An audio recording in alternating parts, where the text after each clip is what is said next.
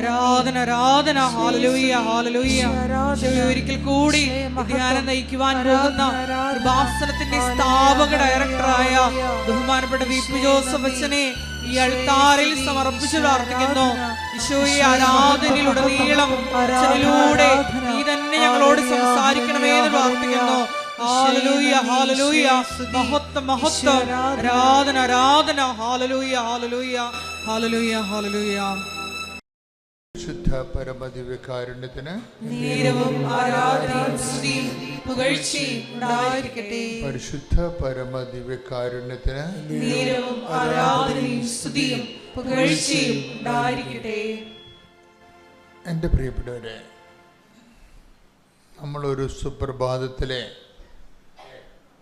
ദൈവം കേരള മലയാള സഭയെ ഉടമ്പടിയിലേക്ക് എത്തിച്ചേർത്തതല്ല.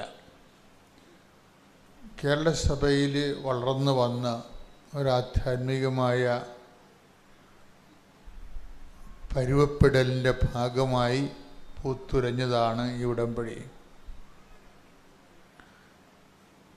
ഉടമ്പടി ലക്ഷക്കണക്കിന് മനുഷ്യർ ഇതിനകം തന്നെ അവരുടെ വിശ്വാസം ഇൻവെസ്റ്റ് ചെയ്ത് കഴിഞ്ഞതാണ്. അതിൽ സംശയിക്കാതെ വിശ്വാസം ഇൻവെസ്റ്റ് ചെയ്തവരെല്ലാവരും തന്നെ അവർ ഇൻവെസ്റ്റ് ചെയ്ത തോതനുസരിച്ചുകൊണ്ട് വലിയ വലിയ നേട്ടങ്ങൾ കൈവരിച്ചിട്ടുണ്ട്. ഇതിലെപ്പോഴും ഞാൻ ശ്രദ്ധിക്കുന്നത്, എല്ലാ രാജ്യങ്ങളിലുമുള്ള മലയാളികൾ ഉടമ്പടി എടുത്തിട്ടുണ്ട്. കേരളത്തിൽ തന്നെ എല്ലാ സംസ്ഥാനങ്ങളിലുള്ള മലയാളികൾ എടുത്തിട്ടുണ്ടെങ്കിലും ചില സമയത്ത് ചില സാക്ഷ്യങ്ങളിൽ തൃശ്ശൂർക്കാർ മുന്നിൽ നിൽക്കും. നിങ്ങൾ സാക്ഷ്യങ്ങൾ പരിശോധിച്ചാൽ മനസ്സിലാവും. ഞാനത് വളരെ നിശ്ചിതമായ രീതിയിൽ സാക്ഷ്യങ്ങൾ പരിശോധിച്ചിട്ടാണ് അങ്ങനെ ഒരു കമൻറ്റ് പാസ്സാക്കുന്നത്. ചില സാക്ഷ്യങ്ങളിൽ തൃശ്ശൂരിൽ നിന്നുള്ള ആൾക്കാർ അവരുടെ ഇൻവെസ്റ്റ്മെൻറ്റ് കൂടുതലാണ്. ഇൻവെസ്റ്റ്മെൻറ്റ് വെച്ച് കഴിഞ്ഞാൽ അവർ വിശ്വസിച്ചില്ലെങ്കിൽ അവർ ഫ്ലാറ്റായിട്ട് വിശ്വസിക്കത്തില്ല. വിശ്വസിക്കുകയാണെങ്കിൽ പകുതി ഒരു കാല് പുറത്തും ഒരു കാലകത്തും അവരിടത്തില്ല. അതാണ് എനിക്ക് മനസ്സിലായത്. നമ്മൾ പോകാൻ വേണ്ടി ഇരിക്കുന്ന ആൾക്കാരില്ലേ, പകുതി ഇരിക്കുമല്ല, ഈ അരപ്രൈസിലൊക്കെ ഇരിക്കത്തില്ലേ, പോകാൻ വേണ്ടി ഇരിക്കുന്നവർ. അങ്ങനെ നമുക്ക് വിശ്വാസത്തിൽ സാധ്യമല്ല. പോകാൻ വേണ്ടി ഇരിക്കുന്നവർ നമുക്ക് കാണുമ്പോൾ അറിയാൻ പറ്റും. അവരുടെ ഇൻവെസ്റ്റ്മെൻറ്റ് കുറവായിരിക്കും, പ്രേക്ഷിത പ്രവർത്തനങ്ങൾ കുറവായിരിക്കും, പ്രാർത്ഥനാ ജീവിതം കുറവായിരിക്കും. അവരെപ്പോഴും ഇങ്ങനെ അവർ എടുത്ത നിയോഗത്തെക്കുറിച്ചുള്ള വിറവാദങ്ങളും വിറച്ചുതുള്ളലും മാത്രമേ ഉണ്ടാകത്തുള്ളൂ. എപ്പോഴും നിയോഗത്തെക്കുറിച്ച്, അതിന് പാതി ഒരു കാല് പുറത്തും ഒരു കാലകത്തും എന്ന് പറഞ്ഞതിൻ്റെ അങ്ങനെ ഇരിക്കുന്ന ആൾക്കാരുണ്ട്. അതൊരു നല്ലൊരു 50% വരും.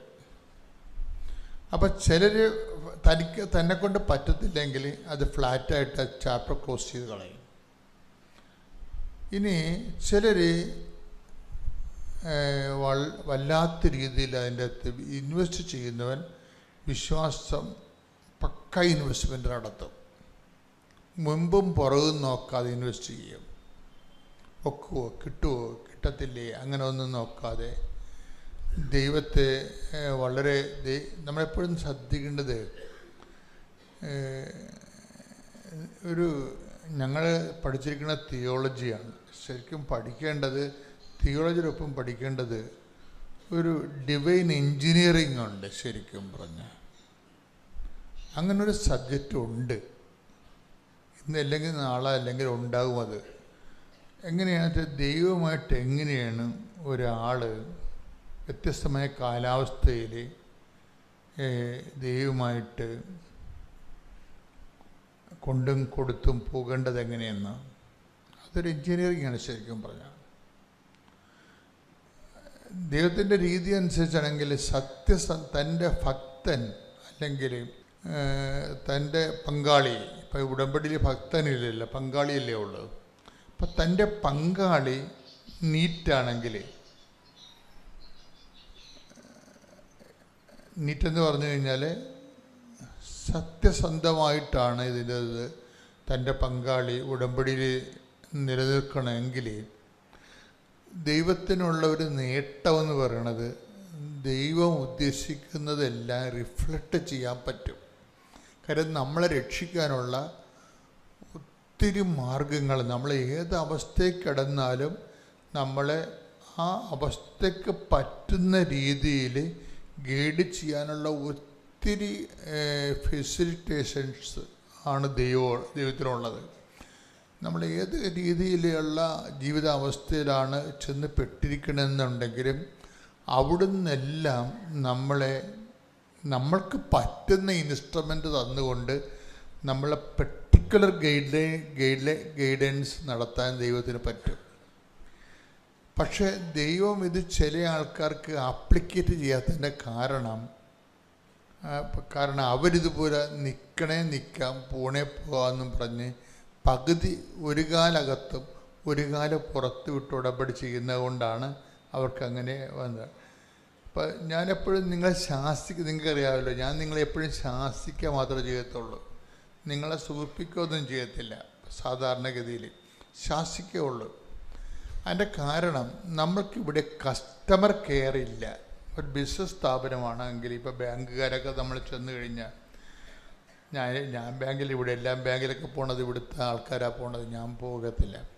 പക്ഷെ പണ്ടൊക്കെ ഞാൻ എൻ്റെ ഇടവകയിരിക്കുമ്പോഴൊക്കെ ഇടവകക്കാരത്തിന് ബാങ്കിൽ ചെല്ലുമ്പോൾ അവർ നമുക്ക് ചായയൊക്കെ തരും. ആദ്യം മേടിച്ച് കുടിച്ചായിരുന്നു, പിന്നീട് എൻ്റെ അത് തട്ടിപ്പ് മനസ്സിലായത്.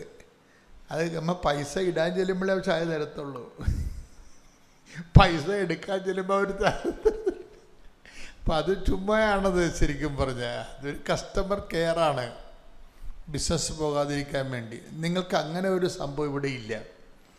നിങ്ങൾ അങ്ങനെ ആരെയും പ്രത്യേകിച്ച് കെയർ ചെയ്യുന്നില്ലല്ല, നോബഡി ആരെയും കെയർ ചെയ്യത്തില്ല. ചില ബ്രദർമാർ അവരുടെ സ്വകാര്യ ആവശ്യത്തിന് വേണ്ടി ആൾക്കാരെ പാമ്പർ ചെയ്യും. അപ്പം തന്നെ നിങ്ങളെ ഏതെങ്കിലും ഒരു ബ്രദർ ഇവിടെ ഉള്ളത് നിങ്ങളോട് പ്രത്യേക താല്പര്യം കാണിച്ചാൽ നിങ്ങളോടുള്ള താല്പര്യം കാണിക്കണതെന്ന് ഓർത്തേക്കണം. അത് മനസ്സിലാക്കാനുള്ള കോമൺ സെൻസ് ഉണ്ട്. ഞാനിങ്ങനെയുള്ളവരെയൊക്കെ, അങ്ങനെയുള്ള ഒത്തിരി ആൾക്കാരിവിടെ ഉണ്ടായിരുന്നു, അവരൊക്കെ ഞാൻ വണ്ണായിട്ട് പെരുക്കി കളഞ്ഞ്. എന്താ കാര്യം, ഇവിടെ നമ്മൾ ആരെയും കെയർ ഞാൻ പറഞ്ഞിട്ടുണ്ട്, ആരെയും അങ്ങനെ ആവശ്യമില്ലാതെ അവർക്ക് അറിയാൻ പാടില്ലെങ്കിൽ പറഞ്ഞു കൊടുക്കുക. ഒരു പേഴ്സണൽ ഇൻട്രസ്റ്റ് ആർക്കും കൊടുക്കരുതെന്ന് പറഞ്ഞിട്ടുണ്ട്. നിങ്ങൾ ആരെങ്കിലും പേഴ്സണൽ ഇൻട്രസ്റ്റ് നിങ്ങളോട് കാണിച്ചാൽ അവർക്ക് ഹീസ് നോട്ട് എ ബ്രദർ, അയാളുടെ ഒരു ചതിയനാണെന്ന് അപ്പം തന്നെ മനസ്സിലാക്കാനുള്ള കഴിവ് നിങ്ങൾക്ക് ഉണ്ടാകണം. നിങ്ങളോട് ആരെങ്കിലും ഒരു പേഴ്സണൽ ഇൻട്രസ്റ്റ് കാണിച്ചാൽ, കാര്യം ഇവിടുത്തെ കൊടുത്തിരിക്കുന്ന നിർദ്ദേശം നോ പേഴ്സണൽ ഇൻട്രസ്റ്റ് എന്നാണ്. നമുക്ക് കസ്റ്റമർ കെയർ ഇല്ല, നമുക്ക് എന്ത് കെയറാണ് ഉള്ളത്? കവനൻ്റ് കെയറാണ് ഉള്ളത്. അതാണ് വ്യത്യാസം. കസ്റ്റമറിനെ കെയർ ചെയ്യത്തില്ല, പക്ഷെ കസ്റ്റമർ കവനൻ്റ് ചെയ്ത് കഴിഞ്ഞാൽ കവനൻ്റ് കെയർ ചെയ്യും. കാര്യം കവനൻ്റ് എന്ന് പറയുന്നത് എന്താണ്? ഉടമ്പടി. അത് സത്യമായൊരു കാര്യമാണ്. ഞങ്ങളെ എന്തുമാത്രം ദൈവം സ്നേഹിച്ചിട്ടായിരിക്കും ഇങ്ങനെ ഒരു രഹസ്യം ഏൽപ്പിച്ചത് നിങ്ങൾക്കറിയാമല്ലേ? എന്തുമാത്രം ദൈവം. അപ്പം ഞാനും ഇപ്പം അച്ഛനായിട്ട് 40 കൊല്ലമായി. വന്ന വഴികളിലെല്ലാം സത്യസന്ധമായി തന്നെയാണ് വന്നത്. സത്യസന്ധമായി എന്ന് വെച്ചാൽ ദൈവത്തെ കൊണ്ട് തന്നെ മനുഷ്യൻ്റെ എല്ലാ വിഷയങ്ങൾക്കും പരിഹാരം ഉണ്ടാക്കണം. ദൈവത്തിനൊരു സബ്സ്റ്റിറ്റ്യൂഷൻ ഞാൻ എൻ്റെ ജീവിതത്തിൽ വെച്ച് പൊറുപ്പിച്ചിട്ടില്ല. അതൊരു നിലപാടിൻ്റെ ഭാഗമാണ്. ദൈവത്തിന് ഒരു സബ്സ്റ്റിറ്റ്യൂഷൻ ദൈവത്തിന് ചെയ്യാൻ പറ്റുന്നില്ലെങ്കിൽ ആ വിഷയം ദൈവഹിതമല്ലെങ്കിൽ ദൈവഹിതം മാത്രം, അത് നെഗറ്റീവ് ആയാലും ദൈവഹിതം മാത്രം നിറവേറിയാൽ മതിയെന്നാണ്. അതൊരു നിലപാടാണ്. എൻ്റെ പേര് തെരേസ. ഞാൻ ഏലൂർ സെൻറ്റ് ആൻസ് ഇടവകയിൽ നിന്ന് വരുന്നു. ആദ്യമായിട്ട് സാക്ഷ്യം പറയുന്നതിന് മുന്നേ ആയിട്ട് എനിക്കിവിടെ അവസരം തന്ന മാതാവിനും തിരുക്കുമാരനും കോടാനുകൂടി നന്ദി പറയുന്നു. ഞാൻ ആദ്യമായിട്ട് ഉടമ്പടി എടുത്തത് 2023 ജാനുവരി 9 തീയതിയാണ്. അതിൻ്റെ ഇടയ്ക്ക് മാതാവും കുറേ അനുഗ്രഹങ്ങൾ തന്നായിരുന്നു. പക്ഷേ ഏകദേശം 1.5 വർഷങ്ങൾക്ക് ശേഷം ഒരു വലിയൊരു സംഭവം എൻ്റെ ജീവിതത്തിലുണ്ടായി. അതായത് 2024 ഒക്ടോബർ 10 ഞാനും എൻ്റെ ഇതെൻ്റെ ബ്രദറാണ്, ഇതെൻ്റെ അമ്മയാണ്. ഞാനും ബ്രദറും സ്കൂട്ടറിൽ പോയിക്കൊണ്ടിരിക്കുമ്പോൾ ഒരു സ്ഥലത്തേക്ക് ഓപ്പോസിറ്റിൽ നിന്ന് ഒരു വണ്ടി ഓവർടേക്ക് ചെയ്തിട്ട് ഡയറക്റ്റ്ലി എൻ്റെ കാലം വന്നിടിച്ചു. പക്ഷെ ഞാൻ ഒരു വലിയ പടക്ക പൊട്ടുന്ന ഒരു സൗണ്ടാണ് കേട്ടത്. ഞാൻ വിചാരിച്ചു ആ വണ്ടി പോയി പോസ്റ്റേ വല്ല ഇടിച്ചതാണെന്ന്. ഞാൻ കണ്ണു തുറന്നപ്പോഴത്തേക്കും ഞാൻ തവള ഇരിക്കുന്ന പോലെ സ്കൂട്ടറിൽ നിന്ന് സ്ലൈഡ് ചെയ്ത് ചെളി ഉണ്ടായിരുന്ന നിലത്ത് അവിടെ പോയിരുന്നു. പിന്നെ ഞാനൊരു കാല് നോക്കിയപ്പോഴത്തേക്കും ഒരു ചെറിയൊരു ഇഞ്ചുറി തോന്നി. എനിക്ക് തോന്നുന്ന ബ്ലഡ് കണ്ടിട്ടാണെന്ന് തോന്നി. ഞാൻ അപ്പം തന്നെ ചെറിയ രീതിയിൽ തല ഇറങ്ങിപ്പോയി. പിന്നെ ഞാൻ കാണുന്നതെന്ന് പറഞ്ഞാൽ ഓട്ടോയിൽ എന്നെ അടിയിൽ ഞാൻ നിലത്ത് കിടക്കുമായിരുന്നു. എന്നിട്ട് ഒരു പ്രമുഖമായ ആശുപത്രി കൊണ്ടുപോയി. അവിടെ പോയപ്പോഴത്തേക്കും ആദ്യം തന്നെ അവരെൻ്റെ കൊന്തയൊക്കെ എല്ലാം മുറിച്ച് കളഞ്ഞു. പിന്നെ ചെറുതായിട്ട് അവരെൻ്റെ തുടച്ചു മുറിവുകൾ. പിന്നെ ഒരു സൈഡിൽ ഇങ്ങനെ അവർ കിടത്തിയേക്കുമായിരുന്നു. ആരും നോക്കണമില്ല, ആരും മൈൻഡും പോലും ചെയ്യുന്നില്ലായിരുന്നു. അപ്പം നമുക്ക് കൂടുതൽ മാനസികമായി ഇച്ചിരി വിഷമം വന്നു. അപ്പോൾ ഞാൻ എത്ര പറഞ്ഞിട്ടൊന്നും അവർ മൈൻഡ് പോലും ചെയ്യുന്നില്ലായിരുന്നു. അപ്പോൾ ഒരു ദൈവദൂതനെ പോലെയാണെന്ന് തോന്നുന്നു. ന്യൂറോ ഡോക്ടർ വന്നു. ഓവറോൾ എല്ലാം എക്സ്റേ ഒക്കെ ചെയ്തപ്പോൾ ന്യൂറോ ഡോക്ടർ വന്ന് എനിക്കൊരു കുഴപ്പമില്ലെന്ന്. പക്ഷേ എൻ്റെ കാലിൻ്റെ വിരലിൻ്റെ അവിടെ നിന്ന് കുറേ ബ്ലഡ് പോകുന്നുണ്ടായിരുന്നു. അപ്പോൾ ഇതൊക്കെ കണ്ടിട്ടാന്ന് തോന്നുന്നു ആ ഡോക്ടറും. പിന്നെ ചെറിയൊരു ഇഞ്ചുറി ഉണ്ടായിരുന്നു മുട്ടിൻ്റെ താഴെയായിട്ട്. ഡോക്ടർ പറഞ്ഞു, അവിടെയുള്ള ഫീമെയിൽ ഡോക്ടറോട് 3 തവണ പറഞ്ഞു പെട്ടെന്ന് ഇവിടുന്ന് മാറ്റണം, വേറെ ഏതെങ്കിലും ആശുപത്രി കൊണ്ടുപോകണം. കാരണം ആ ദിവസം അവധിയായിരുന്നു. അപ്പോൾ ഏകദേശം ഒരു 10 മണിയായപ്പോൾ ഫീമെയിൽ ഡോക്ടർ പറഞ്ഞു അവിടുന്ന് മാറിക്കോളാൻ പറഞ്ഞു. അപ്പോൾ എന്നിട്ട് വേറൊരു ആശുപത്രി, പ്രമുഖമായ ആശുപത്രി പോയി. അവിടെ പോയപ്പോഴത്തേക്ക് ഒരു പോസിറ്റീവ് എനർജി തന്നെയായിരുന്നു. കാരണം ആദ്യം തന്നെ ഡോക്ടർ വന്ന് സംസാരിച്ചു. പിന്നെ വീണ്ടും കുറേ എക്സ്റേ ചെയ്തു. കാരണം മുന്നേ ചെയ്ത എക്സ്റേ ഒന്നും ക്ലിയർ അല്ലായിരുന്നു. എന്നിട്ട് ഡയറക്റ്റായിട്ട് എന്നെ പിന്നെ ഒരു യൂറിൻ ട്യൂബ് ഇട്ടു. കാരണം എന്താണെന്ന് പറഞ്ഞാൽ എനിക്ക് യൂറിൻ പ്രോപ്പറായിട്ട് വരുന്നില്ലായിരുന്നു. പിന്നെ ഒരു ദിവസം ഫുള്ളും പിടിച്ചു വെച്ചേക്കുമായിരുന്നു. എന്നിട്ട് ഡയറക്റ്റ്ലി ഒരു എക്സ്റ്റേണൽ ഫിക്സേഷൻ എന്ന് പറഞ്ഞ ഒരു പ്രൊസീജിയർ ചെയ്യാൻ വേണ്ടി ഓപ്പറേഷൻ റൂമിൽ പോയി. എന്നിട്ട് ഡോക്ടേഴ്സൊക്കെ എന്നോട് ചോദിച്ചു എന്തെങ്കിലും അലർജി ഉണ്ടോ. അപ്പോൾ ഞാൻ പറഞ്ഞു എനിക്കിങ്ങനെ ചെറിയൊരു അലർജി ഉണ്ട്. പിന്നെ ഞാനൊന്നും ഓർക്കണില്ല. എനിക്ക് ഫുൾ ബ്ലാങ്ക് ഔട്ടായി, എൻ്റെ ബോധം ഫുള്ളും പോയെന്ന് തോന്നുന്നു. പിന്നെ ഞാൻ ബോധം വരുമ്പോൾ തന്നെ എൻ്റെ ബ്രദർ ഇങ്ങനെ ഫോണെടുത്ത് ക്യാമറ പിടിച്ചുകൊണ്ടിരിക്കുകയായിരുന്നു. അപ്പോൾ ഞാൻ ജിയോ എന്നിങ്ങനെ പറഞ്ഞു. അപ്പോഴത്തേക്കും പിന്നെയും എനിക്കൊന്ന് ക്ഷീണം കാരണം ഞാൻ മയങ്ങിപ്പോയി. 2 ദിവസം ICU കിടന്നു. പിന്നെ റൂമിലേക്ക് മാറ്റി. മൂന്നാം ദിവസം ഈ വൂണ്ടൊക്കെ ചെക്ക് ചെയ്യാൻ ഡോക്ടർ പ്രൊസീജിയർ റൂമിലേക്ക് ചെന്നു. അപ്പോൾ അവിടെ ഈ എക്സ്റ്റേണൽ ഫിക്സേഷൻ പുറത്ത് കമ്പിയൊക്കെ ഇട്ടിട്ടുണ്ടായിരുന്നു ടൈറ്റ് ചെയ്യാനും. വൂണ്ട് തുറന്നപ്പോൾ തന്നെ പഴുപ്പ് നല്ലപോലെ ഉണ്ട്. എല്ലാ കളറും കണ്ടു, മഞ്ഞ, പച്ച, ചുമപ്പ് ഫുൾ കണ്ടു. എനിക്കത് കണ്ടപ്പോൾ തന്നെ ഞാൻ ആദ്യമായിട്ട് എൻ്റെ കാല് കാണുന്നത്, ഛർദ്ദിക്കാൻ മുട്ടി. അപ്പം ഞാൻ മാതാവിനോട് ആദ്യം പറഞ്ഞു, എൻ്റെ പൊന്നു മാതാവേ, എനിക്ക് ഒടിഞ്ഞു കിടന്നാൽ കുഴപ്പമില്ല, പക്ഷേ ഇച്ചിരി ഒരു വൃത്തിയായിട്ട് എൻ്റെ കാല്, എനിക്ക് ഛർദ്ദിക്കാത്ത രീതിയിൽ എൻ്റെ കാല് കാണാൻ ഭയങ്കര ആഗ്രഹമുണ്ടെന്ന് പറഞ്ഞു. അപ്പോഴത്തേക്കും ആ രാത്രി എനിക്ക് ഉറക്കം പോയി. അമ്മ ഉറങ്ങുമായിരുന്നു, പുറത്തുനിന്ന് ആരും വന്നിട്ടുമില്ലായിരുന്നു. അപ്പോൾ എനിക്ക് ശരിക്കും അറിയാൻ പറ്റും, ഒരു പെണ്ണിൻ്റെ ഒരു വിരലുകൾ എൻ്റെ കാലിൻ്റെ ഇടയ്ക്ക് കൂടെ ഇങ്ങനെ തൊടുന്നു. ഞാൻ എൻ്റെ കാലെ തൊട്ട അതുപോലെ ഇരിക്കും. പക്ഷെ ഞാൻ കണ്ണു തുറന്നില്ല. എനിക്ക് ഉറക്കം വരാത്തതുകൊണ്ട് ഞാൻ കണ്ണ് ഉറക്കില്ലെന്നിങ്ങനെ മനസ്സിലിങ്ങനെ നിശ്ചയിച്ചു. എന്നിട്ട് പിന്നെ വന്ന 2 ദിവസം എൻ്റെ പൊന്നെ ഒടുക്കത്തെ വേദനയായിരുന്നു. അതായത് കൈ പൊള്ളുന്ന വേദനയായിരുന്നു. അത് അകത്ത് ഫീൽ ചെയ്യാൻ പറ്റും. ഇങ്ങനെ പൊള്ളൽ വന്ന് ചൂടോടെ കാലിങ്ങനെ വെന്തുരുകണ ഒരു വേദനയായിരുന്നു. എന്നിട്ട് 3 ദിവസം കഴിഞ്ഞിട്ട് പിന്നെയും ഒരു പ്രൊസീജിയർ റൂമിൽ പോയിട്ട് വൂണ്ട് അയച്ചപ്പോഴത്തേക്കും ഒരു ചെറിയ ചോരപ്പാടിൽ ഒതുക്കി തന്നു. അതാണ് മാതാവ് തന്ന ഫസ്റ്റ് അനുഗ്രഹം. പിന്നെ 18 ദിവസം കിടന്നു. എന്നിട്ട് ഈ 21 എന്ന് പറഞ്ഞ ഡേറ്റ് എനിക്ക്, ഞാൻ ആക്സിഡൻറ്റിന് മുന്നേ എനിക്കിങ്ങനെ കാണിച്ചു തരുന്നു, ഇങ്ങനെ പടക്കം പൊട്ടുന്ന പോലെ ഇങ്ങനെ 21 എന്ന് പറഞ്ഞ ഡേറ്റ്. അപ്പോൾ ഞാൻ വെച്ചോ വല്ല അനുഗ്രഹം വല്ലതും തരാനായിരിക്കും കേട്ടോ. പക്ഷേ എന്താന്ന് പറഞ്ഞാൽ ആദ്യം ഡോക്ടേഴ്സ് മെയിൻ സർജറി 19-ാം തീയതി ആയിരുന്നു ഡിസൈഡ് ചെയ്തേക്കുന്നത്. പിന്നീട് അത് 21-ാം തീയതിയിലേക്ക് മാറ്റിയപ്പോൾ ഞാൻ അമ്മേനെ നോക്കിയത്, ഞാൻ ഇത് കണ്ട സെയിം ഡേറ്റ് തന്നെയാണല്ലോ എന്ന്. അപ്പോൾ സർജറി ചെയ്തു. നല്ല വേദനയായിരുന്നു. എനിക്ക് ഇച്ചിരി BP വേരിയേഷൻ, ഷുഗർ വേരിയേഷൻ ഉണ്ടായിരുന്നു. പച്ചയ്ക്ക് വേദന ഞാൻ ഇതുവരെ അത്ര വേദന ജീവിതത്തിൽ അറിഞ്ഞിട്ടില്ല. പിന്നെ റൂമിലേക്ക് വന്നു. എപ്പിഡ്യൂറൽ ഇട്ടിട്ടുണ്ടായിരുന്നു. അപ്പോൾ ഏകദേശം കുറച്ച് ദിവസം കഴിഞ്ഞപ്പോഴത്തേക്ക് എൻ്റെ യൂറിൻ ട്യൂബ് എടുത്ത് മാറ്റണം. കാരണം ഇത്രയും ദിവസമൊക്കെ യൂറിൻ ട്യൂബ് വെക്കാൻ പറ്റുള്ളൂ.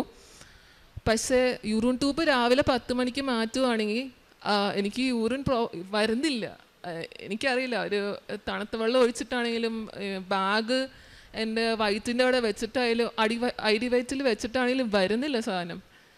അപ്പോഴത്തേക്ക് ഞാൻ മാതാവിനോട് ഓപ്പണായിട്ട് പറഞ്ഞു, എൻ്റെ പൊന്നു മാതാവ്, എനിക്ക് ഇത്ര വയസ്സായിട്ടുള്ളൂ, യൂറിൻ ട്യൂബ് വെച്ച് കിടക്കാനൊന്നുമുള്ള വയസ്സായിട്ടില്ല. കാരണം എൻ്റെ ഗ്രാൻഡ് മദർ കഷ്ടപ്പെട്ട് യൂറിൻ ട്യൂബ് വെച്ച് സഹിച്ച് കിടക്കാൻ ഞാൻ കണ്ടിട്ടുണ്ട്. അപ്പോൾ അതൊന്ന് മാറ്റി തരണേന്ന് പറഞ്ഞു. അപ്പോഴത്തേക്കും ഈ അമ്മ, ആ സമയത്ത് അമ്മയായിരുന്നു എൻ്റെ ഒപ്പം ആശുപത്രി കിടന്നുകൊണ്ടിരുന്നത്. എന്തെങ്കിലും കാലിന് വേദന ഉണ്ടെങ്കിൽ അമ്മ തൈലം തേച്ച് തരും, ഈ എൻ്റെ ബ്രദർ എടുത്ത ഉടമ്പടിയിൽ. അപ്പോൾ അമ്മ മാതാവിൻ്റെ ഉടമ്പടി ധ്യാനം കാണാൻ എന്നോട് പറഞ്ഞു. അപ്പോൾ ഞാൻ ആ സമയത്ത് കുർബാന ചെയ്യുന്നുണ്ടായിരുന്നു. അച്ഛനും വന്നൊക്കെ കുർബാന തരുന്നുണ്ടായിരുന്നു. പിന്നെ സാക്ഷ്യങ്ങളൊക്കെ കാണുന്നുണ്ടായിരുന്നു. അപ്പോൾ ധ്യാനം കൂടുന്ന സമയത്ത് അപ്പം തന്നെ യൂറിൻ പാസ്സായി. അപ്പോൾ കിട്ടിയ സമാധാനം പറയാൻ പറ്റില്ല. കാരണം നമ്മൾ കാലൊടിഞ്ഞ് കിടക്കുമ്പോൾ ബേസിക് കാര്യങ്ങൾ പോലും എല്ലാവരും ഡിപ്പെൻഡ് ചെയ്ത് ചെയ്യേണ്ട ഒരു അവസ്ഥയായിരുന്നു. പിന്നെ ഏകദേശം ഒരു 28 ഒക്ടോബർ ആയപ്പോൾ ഞാൻ ഡിസ്ചാർജായി. പിന്നെ 2 ആഴ്ച കഴിഞ്ഞപ്പോഴത്തേക്കും എൻ്റെ വൂണ്ട്, അതായത് സ്റ്റിച്ചിട്ടത് ഊരേണ്ട സമയമായിരുന്നു. അത് കുറച്ച് വേദന ഉണ്ടായിരുന്നു. പിന്നെ അടുത്തൊരു അപ്പോയിൻമെൻറ്റ് സമയത്ത് എൻ്റെ എല്ല് കൂടിയിട്ടുണ്ടായിരുന്നില്ല. അപ്പോൾ ഡോക്ടർ പറഞ്ഞു എന്തെങ്കിലും ഗ്രാഫ്റ്റിംഗ് ചെയ്യണമെന്ന് പറഞ്ഞു. ഞാൻ ഡോക്ടറിനോട് ആദ്യമേ പറഞ്ഞു, എനിക്ക് ഇനി ഒരു സർജറി ചെയ്യാനുള്ള ഒരു മാനസികാവസ്ഥയൊന്നും ഇല്ല. അപ്പോൾ ഡോക്ടർ പറഞ്ഞു നമുക്ക് നോക്കാം. എന്നിട്ട് പിന്നെ അതേക്കുറിച്ച് ഒരു ടോക്ക് ഇതുവരെയായിട്ടും വന്നിട്ടില്ല. അപ്പോൾ ഇതാണ് എൻ്റെ ജീവിതത്തിലുണ്ടായ വലിയൊരു സാക്ഷിയാണ്. പിന്നെ എനിക്ക് ചെസ്റ്റ് ഏരിയയിൽ ഒരു സ്കിൻ അലർജി ഭയങ്കരമായിട്ട് വന്നിട്ടുണ്ടായിരുന്നു. അപ്പോൾ അതിങ്ങനെ പഴുപ്പ് പോലെ വരുമായിരുന്നു. അപ്പോൾ ഏകദേശം ഒരു തുടക്കത്തിലായിരുന്നു, ഉടമ്പടി എടുത്ത തുടക്കത്തിലായിരുന്നു അത്. അപ്പോൾ മാതാവിൻ്റെ ഉടമ്പടി തൈലം തേച്ചപ്പോൾ അത് കരിഞ്ഞു. പിന്നെ ഒരു തവണയും കൂടെ വന്നപ്പോൾ പിന്നെയും കരിഞ്ഞു, അത് ഫുള്ളി മാറി. പിന്നെ എനിക്ക് നല്ലപോലെ പേടിയുള്ള വ്യക്തിയായിരുന്നു. കാരണം പേടിയുള്ള വ്യക്തി തന്നെയായിരുന്നു. പിന്നെ പേടി സ്വപ്നങ്ങൾ കാണുമായിരുന്നു. ഈ സെയിം സ്വപ്നം തന്നെ, പേടി സ്വപ്നം വീണ്ടും വീണ്ടും കാണുന്ന ഒരു ഇതുണ്ടായിരുന്നു.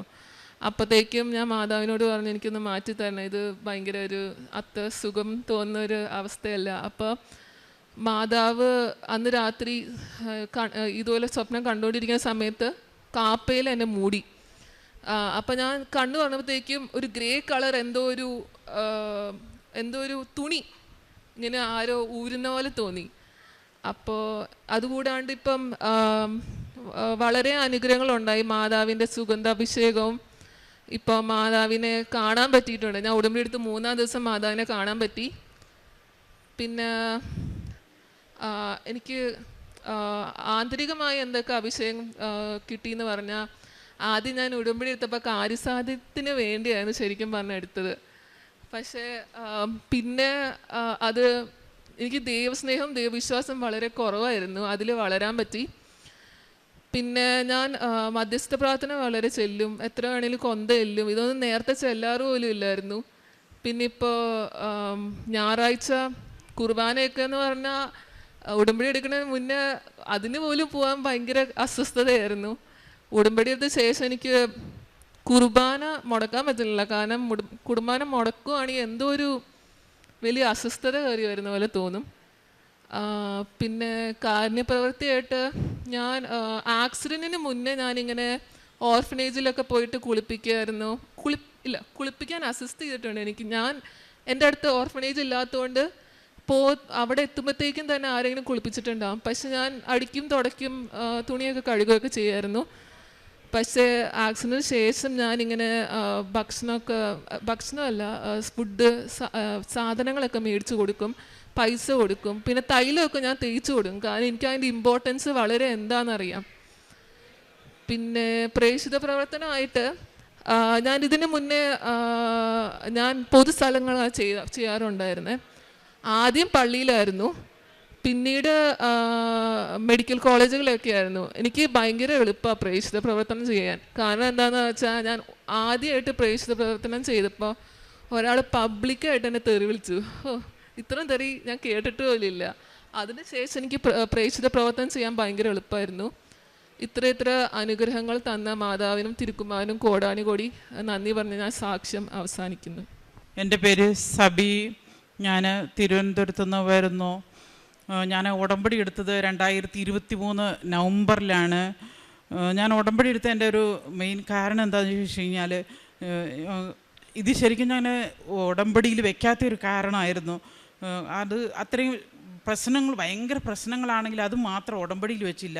പക്ഷേ സംഭവിച്ചത് ഉത്തരം കിട്ടിയത് ആ ഉടമ്പടിയിൽ വയ്ക്കാത്ത ഈ കാര്യത്തിന് വേണ്ടിയിട്ടാണ്. എന്താണെന്ന് വെച്ച് കഴിഞ്ഞാൽ എൻ്റെ വീട്ടിൽ വർഷങ്ങളായിട്ടൊന്നും ഒരു ചൂല് എന്ന് പറഞ്ഞ സാധനം തൊടാൻ പറ്റില്ല. ചൂല് തൊട്ട് കഴിഞ്ഞ് കഴിഞ്ഞാൽ ഇല്ലാത്ത പ്രശ്നങ്ങളില്ല. ചൂല് തൊടുന്നതോടെ ചൂലിൽ ഞാൻ തൊട്ട് കഴിയുമ്പോൾ മുതൽ വീട്ടിൽ പ്രശ്നങ്ങൾ ആരംഭിക്കും.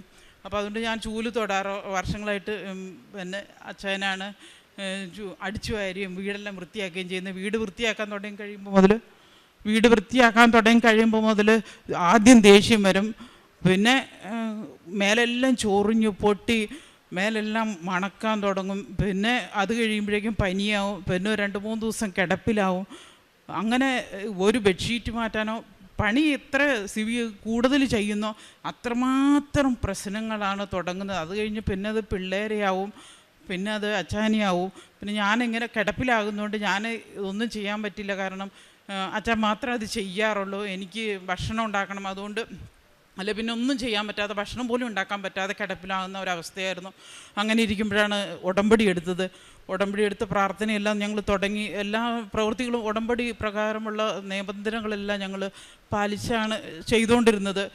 ചെറിയ ചെറിയ വ്യത്യാസങ്ങളെല്ലാം വരാൻ തുടങ്ങി. അത് കഴിഞ്ഞപ്പോൾ ഞങ്ങൾക്ക് തോന്നി പെട്ടെന്നൊന്ന് വീട് മാറണം തോന്നി. ഞങ്ങൾ വീടൊന്ന് മാറാൻ വേണ്ടിയിട്ട് വർഷങ്ങളായിട്ടുള്ള പ്രശ്നങ്ങളാണെങ്കിൽ ഒറ്റയ്ക്കുള്ള വീട്ടിൽ ഞങ്ങൾ താമസിച്ചുകൊണ്ടിരിക്കുന്നത്. അപ്പോൾ വീട് മാറാൻ വേണ്ടി ഞങ്ങൾ പ്രാർത്ഥിക്കാൻ തുടങ്ങി. ഒരു 1.5-2 വർഷത്തോളം ഞങ്ങൾക്ക് വീടേ കിട്ടുന്നില്ല. വീട് അന്വേഷിച്ച് ഒറ്റയ്ക്ക് തന്നെ ഞങ്ങൾക്കൊരു വീട് കിട്ടണം. അല്ലാതെ ഞങ്ങളിൽ വേറെ റെൻറ്റിന് കൊടുക്കാനുള്ളത് അത്ര പണമില്ലായിരുന്നു. അപ്പോൾ ഞങ്ങൾ ഒറ്റയ്ക്ക് വീട് അന്വേഷിച്ചു. ഒറ്റയ്ക്ക് വീട് കിട്ടുന്നില്ല. എന്തായാലും പ്രാർത്ഥിച്ച് 1.5 വർഷം കൊണ്ട് ഞങ്ങൾക്ക് ഒരു വീട് കിട്ടി. ഞങ്ങൾ താമസം മാറാൻ വീട് കിട്ടിക്കഴിഞ്ഞപ്പോൾ ഞങ്ങൾ വീട്ടിൽ താമസിച്ചുകൊണ്ടിരുന്ന ഉടമസ്ഥനോട് പറഞ്ഞു ഞങ്ങൾക്ക് പൈസ തന്നെ, ഞങ്ങൾക്ക് വീട്ടിൽ നിന്നൊന്ന് മാറണമെന്ന് പറഞ്ഞു. അപ്പോൾ ആദ്യം അയാൾ കുഴപ്പമില്ല, നിങ്ങൾ എപ്പോൾ വേണമെങ്കിലും ചോദിച്ചാൽ പൈസ തരാമെന്ന് പറഞ്ഞു. അത് കഴിഞ്ഞ് കുറച്ച് പൈസ രണ്ടാമത് ഒരാഴ്ച ഇങ്ങനെ വൈകാൻ തുടങ്ങി, ഒരു മാസങ്ങൾ വൈകാൻ തുടങ്ങി.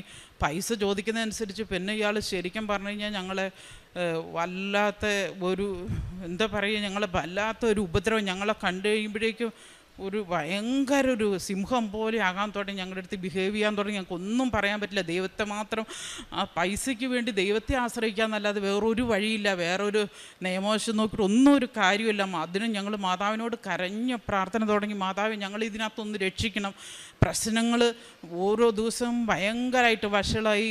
എനിക്ക് വീട്ടിലുള്ള ഒരു വീടൊന്നും മാറണമെങ്കിൽ വീട്ടിൽ നിന്ന് ഒരു സാധനത്തിൽ പോലും ഒരു ഡെപ്പ പോലും എടുത്തൊന്ന് തുടച്ച് മാറ്റി വയ്ക്കാൻ പറ്റില്ല. അപ്പോഴേക്കും വേദന ഇളകാൻ തുടങ്ങി. വേദന എന്ന് പറഞ്ഞാൽ ഭയങ്കര വേദന. ഓരോരുത്തർക്കും മാറി മാറി വേദന എടുക്കുന്ന കുറച്ച് നേരം ഒരു പണിയെടുത്ത് കഴിയുമ്പോഴേക്കും പിന്നെ ഈ പ്രശ്നം മാറി പോയി കുളിക്കണം. അങ്ങനെ അച്ഛനാണെങ്കിൽ കുളിച്ച് മടുത്തു. ശരിക്കും പറഞ്ഞാൽ പനി പിടിച്ചിട്ട് എണിക്കാൻ വയ്യാതെ ശരീരം ആസകലം വേദനയും എന്ത് ചെയ്യുമെന്ന് അറിയാത്ത വല്ലാത്തൊരവസ്ഥയിൽ അങ്ങ് ഗതികെട്ടു. അങ്ങനെ അപ്പോഴാണ് ആ സമയത്താണ് എനിക്ക് അഖണ്ഡ ജപമാല റാലി വരുന്നത്. അങ്ങനെ ഒക്ടോബർ 25 മാതാവ് ഒരു ഡേറ്റ് തന്നു. അങ്ങനെ അഖണ്ഡ ജപമാല റാലിക്ക് ഞങ്ങൾ വന്നു കൂടി. വന്നുകൂടി കഷ്ടമായി, വളരെ കഷ്ടപ്പെട്ടാണ് വന്നുകൂടിയത്. കൂടി ഞങ്ങൾ ചെന്നു. അത് കഴിഞ്ഞ് ഒരു 1.5 മാസം കഴിഞ്ഞപ്പോഴേക്കും ഞങ്ങൾക്കൊരു സമാധാനം കിട്ടി തുടങ്ങി. അപ്പോൾ ഓരോരുത്തരും ഒറ്റയ്ക്ക് പിന്നെ വരും, അവർ തിരിച്ചു പോകും, വരും, ഓരോരുത്തരും വരും, തിരിച്ചു പോകും. ഞങ്ങൾക്ക് മനസ്സിലായി പൈസ കിട്ടൂല. അങ്ങനെ എന്തായാലും അഖണ്ഡമാല അലി കൂടി കഴിഞ്ഞതിന് ശേഷം ഒരാൾ വന്നു. ഞങ്ങൾക്ക് പൈസ അത് പെട്ടെന്ന് ഒരാൾ ഒറ്റയ്ക്ക് വന്നു. ഇയാൾ വളരെ സമാധാനമായിട്ട് തന്നെ ഞങ്ങൾക്ക് പൈസ തന്നു. പെട്ടെന്ന് പൈസ തന്നു. ഞങ്ങൾക്ക് വീട് മാറാൻ പറ്റി.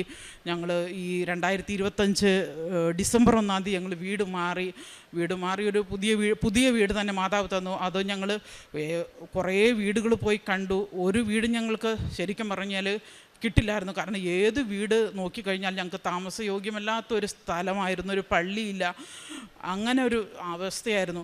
കൃത്യം പള്ളീൻ്റെ അടുത്ത് തന്നെ മാതാവ് പ്രാർത്ഥിച്ച് ഒരു വീട് തന്നു. പള്ളി പോകാൻ പറ്റി. ആ വീട്ടിൽ ഞങ്ങൾ 2 മാസമായി ഇപ്പോൾ താമസം തുടങ്ങിയിട്ട് ഒരു പ്രശ്നങ്ങളില്ല, ഒരു അസ്വസ്ഥതകളോ. എനിക്കെല്ലാം ചെയ്യാൻ തുടങ്ങി. ഒരു പ്രശ്നവും ഇല്ലാതെ സമാധാനവും സ്വസ്ഥതയും പരിശുദ്ധ അമ്മ ഞങ്ങൾക്ക് തന്നു.